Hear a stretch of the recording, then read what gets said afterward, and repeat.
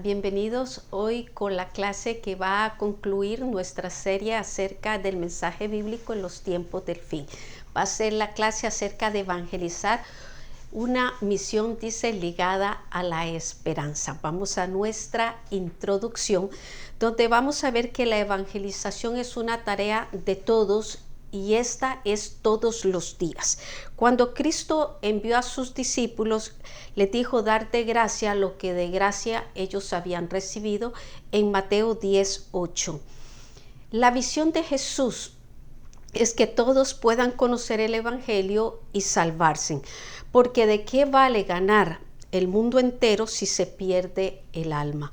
En el libro de los Hechos encontramos cómo Jesús, después de la resurrección, enseña a sus discípulos a evangelizar.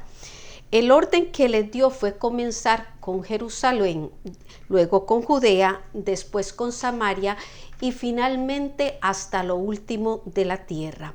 Luego en Pentecostés vemos cómo los llenan de poder para que ellos pudieran hacer la obra. Y además tenían un mensaje claro y centrado en la persona de Cristo como Salvador. Vamos a nuestro primer punto, donde nos dice que el llamado de la evangelización es al arrepentimiento y a la conversión. El mensaje de la cruz debe producir arrepentimiento y conversión. Vamos a estar en el capítulo 3 de Hechos, verso 18. Dice: Dios ha cumplido así lo que anunció por boca de los profetas. El Señor cumple lo que promete y además usa personas para llevar a cabo sus propósitos, y muchas de estas personas no saben que están cumpliendo los designios de Dios.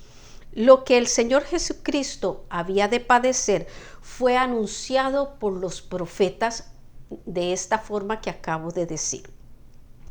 Un ejemplo entre muchos es el Salmo 69 escrito por David, donde en 36 versos que él escribe hay 6 referencias oficiales al Nuevo Testamento con referencia al plan de salvación, pero que en aquel momento David lo que estaba haciendo era una expresión de su angustia.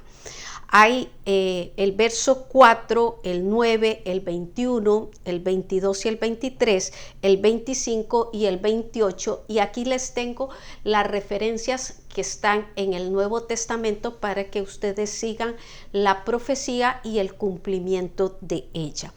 Esto también pasó en el Salmo 22, del verso 1 al 8. También está en Isaías 56 y en 53 del 1 al 12. En este capítulo 3, Pedro les da un discurso a los judíos, los que directamente habían dado muerte a Jesús, y les dice que ellos por ignorancia hicieron lo que divinamente estaba determinado. Verso 19 nos dice que este verso es un llamado al arrepentimiento y a la conversión. El arrepentimiento lo que implica es cambiar la manera de pensar y un cambio de proceder, el cual nosotros llamamos conversión. Es necesaria la convicción de pecado para el arrepentimiento.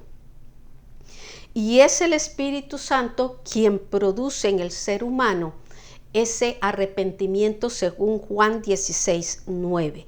Pedro les dice que quienes se arrepientan les serán borrados sus pecados y vendrá del Señor tiempos de refrigerio. El perdón de Dios por nuestros pecados es como una lluvia fresca que alivia el calor.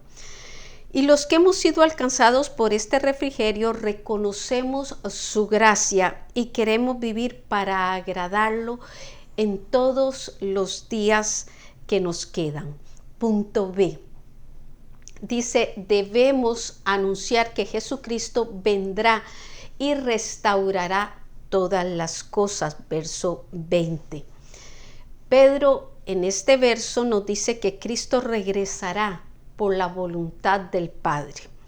Él es quien enviará a su Hijo, y Él viene a establecer justicia y juicio en la tierra y a reinar con vara de hierro sobre las naciones. Este verso enfatiza la enseñanza que Cristo viene en cumplimiento de lo que ya se había anunciado desde tiempos antiguos. Verso 21. Pedro dice que es necesario que Cristo esté en el cielo hasta el tiempo de restaurar todas las cosas. Por la palabra sabemos que el pecado trajo desorden sobre la creación. Pero Dios ha determinado un tiempo en que todo regresará a su estado original. La naturaleza, por ejemplo, que gime con dolores de parto, nos dice Romanos 8, 20, 22. También en Romanos 8:23 dice que no solo la naturaleza, sino también nosotros mismos. En 2 de Pedro 3:13 nos da la promesa que dice: según sus promesas, cielos nuevos y tierra nueva en los cuales morará la justicia. Todo cambiará. Hemos llegado al final de nuestro primer punto con nuestra frase que se encuentra en 2 de Pedro 3:14. Segundo punto. Dice cómo el evangelio fue ofrecido primeramente a los judíos. Dice, todos los profetas desde Samuel anunciaron la venida del Salvador. Verso 24 del capítulo 3. Comienza, y todos los profetas, refiriéndose esto a que eran varios, que vivían en diferentes ciudades, con diferentes temperamentos, con diferentes oficios, entre muchas más diferencias que ellos tenían entre sí. Pero todos anunciaron la venida del Señor. Dice, desde Samuel, nombrándolo como el primero en la línea, tomando en cuenta que Pedro lo que está es anunciando la venida de Cristo para reinar, y Samuel fue quien ungió al primer rey de Israel y luego a David, que es un tipo de Cristo. Recuerda en la clase de el rey venidero. Conectamos que Samuel sirvió a Dios en establecer el trono de Israel y lo estaba haciendo conforme al diseño divino de sentar en el trono de Israel al Rey de Reyes y Señor de Señores, nuestro Señor Jesucristo. 2 de Samuel 7:12. Esto nos dice lo importante que es estudiar las profecías acerca de la segunda venida de Cristo con el fin de anunciarlas y de conducirnos en el temor de Dios. Hebreos 11:13. Punto B. Nos dice cómo los judíos fueron los primeros en recibir la oferta de bendición en Cristo. Vamos al verso 25. El mensaje de Pedro a los judíos en el capítulo 3 tenía la intención de ayudarles a comprender que ellos podían alcanzar la salvación prometida desde los siglos. O sea, este mensaje lo que estaba era uniendo entre lo que ellos estaban con lo que el Señor estaba ofreciendo. Este verso nos dice, vosotros sois, más bien Pedro diciéndole a los judíos, vosotros sois los hijos de los profetas. Así que con esto Pedro está identificando a sus oidores, dándoles así la oportunidad de que ellos recibieran este llamado a salvación. Pero también le dice que son hijos del pacto que Dios se había hecho con los padres de la nación hebrea. Con esto sabemos que Dios cumple sus pactos. Él envió a su Hijo a salvar primeramente a los hijos de Abraham. El pacto que Dios hizo con ellos está cuando Dios le dice a Abraham que en su simiente serían benditas todas las naciones de la tierra. En Génesis 12:13 está hecho. Después que ellos rechazaron al Mesías, la bendición alcanzó a los gentiles, nos dice Gálatas 3:14. Pero fíjese lo que nos dice Romanos 11 cuando Pablo está presentando su ministerio en el verso 9. Pablo lo que va a hacer es hacer una referencia al Salmo 69 que les nombré anteriormente, y dice, como David dice, se ha vuelto su convite en trampa y en red, en tropezadero y en retribución, se han oscurecido sus ojos para que no vean, y agóbiale la espalda para siempre. Esto fue lo que David dijo en el Salmo 69. Ahora Pablo viene al momento que él estaba y dice, digo pues, ¿han tropezado los de Israel para que cayesen? Y él contesta, en ninguna manera, pero por su transgresión vino la salvación a los gentiles, esto para provocarles a celos. Y si su transgresión es la riqueza del mundo y su defección la riqueza de los gentiles, termina diciendo, cuánto más su plena restauración, asegurándoles así que iban a ser restaurados. Verso 26. Acá Pedro les está recordando que ellos fueron los primeros en ser bendecidos. ¿Por qué? Porque el Señor llegó a ellos primero, con la condición que cada uno se convierta de su maldad. Las profecías, las promesas y el pacto de Dios con los padres hebreos fue una gracia dada a este pueblo. Pedro les dice que esto sigue en pie. Para ellos sigue la oferta de salvación, pero les agrega que será por la fe, no por la ley. Hemos llegado al final de nuestro segundo punto con nuestra frase en Hechos 3:26. Punto número 3. Nos dice cómo la evangelización debe contener el anuncio del juicio venidero.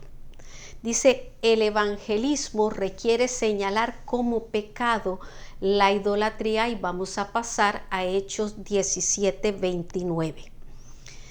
Dice, al evangelizar en un mundo lleno de idolatría, este verso nos va a poder ayudar. El ser humano viene de las manos del Creador, hecho a la imagen espiritual y a la semejanza moral de Dios. Por eso Pablo les dice a ellos en el verso 29 que son linaje de Dios. Pablo a los atenienses. Dice, ustedes son linaje de Dios, haciéndole ver que ellos no vienen de un Dios material, sino de aquel que es un espíritu eterno. Si ellos entendían que fueron creados a la imagen de Dios, que nos lo dice Génesis 1:26 y 27, podrían cambiar su mentalidad idólatra. Estamos viendo los pasos con los que Pablo estaba evangelizando a los atenienses cuando llegó a aquel lugar y vio aquella multitud de dioses que ellos tenían, y había uno que decía al Dios no conocido. Los que practican la idolatría dice que están ciegos espiritualmente. Salmo 115, el verso 8. Nuestro objetivo no es reprender al idólatra por su error, sino llevarlo a Cristo para que sea salvo. Y Dios es espíritu, y los que le adoran lo deben de hacer en espíritu y en verdad. Juan 4:24. No con figuras preconcebidas de la divinidad. Punto B. Dice, el evangelista debe anunciar el juicio venidero. 17:30. Pablo, hablándole a los atenienses del Dios no conocido para que ellos lo conocieran y supieran que superaban a todos los otros que ellos tenían como dioses con minúscula, dice en este verso que él ha pasado por alto los tiempos de esta ignorancia. En Hechos 14:16 también dice que en las edades pasadas Dios dejó que los hombres anden en sus propios caminos. El sentido de esto es que ellos no saben por sí mismos conducirse en el camino de Dios hasta que llegue la luz del Evangelio a ellos. La obra evangelizadora requiere de paciencia, tal como Dios usó la paciencia cuando pasó por alto la ignorancia de ellos o cuando dejó que los hombres anduvieran en sus propios caminos. Aunque el ser humano se ha empeñado en la idolatría, la benignidad de Dios es evidente al no destruirlos. Y no destruir al idólatra es una bondad inexplicable de la gracia de Dios. Ahora manda, continúa diciendo el verso, porque ya Cristo fue revelado y Él murió por los pecados del mundo. Ahora Dios manda que todos en todo lugar se arrepientan de sus pecados y sean salvos. Verso 31. Pablo acá va a usar un elemento jurídico para presentar la importancia del arrepentimiento. Y es que Dios tiene un día en el cual juzgará al mundo con justicia a través de Cristo. Este juicio es irreversible, universal, justo, y lo llevará a cabo a través de su Hijo. Cristo mismo lo dijo en Juan 5:27. Él será el juez que venció el pecado, que venció a Satanás, que venció al mundo, incluyendo a la misma muerte. Otro mejor no puede llevar a cabo este juicio. Hemos llegado al final de nuestro tercer punto con la frase que la pueden encontrar en Hechos 17:31. Vamos a nuestra reflexión. En este estudio hemos tratado de inspirar y de orientar la obra evangelística.